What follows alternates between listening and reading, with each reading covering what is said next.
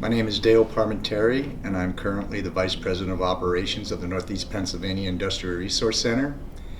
I'm a former eyeglass manufacturer for 31 years.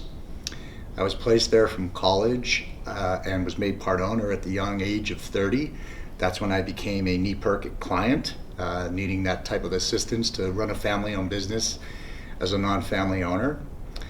I held positions in finance, information systems, operations, marketing, and sales.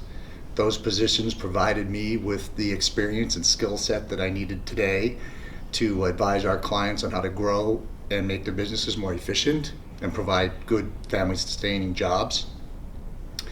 Any wealth that I've created in my life has come from the manufacturing industry. That includes the standard of living my family enjoys and putting my son through college, who is a mechanical engineer that actually works in the manufacturing industry as well. I was raised by a minister, and I always used to joke with my dad that we both help people see the light. I just happen to do it through lenses, and we got quite a chuckle out of that over the years. But all joking aside, working in the manufacturing industry and helping our clients create family-sustaining jobs and put food on the table is meaningful to me, and I can't think of anything better to be doing at this stage of my career.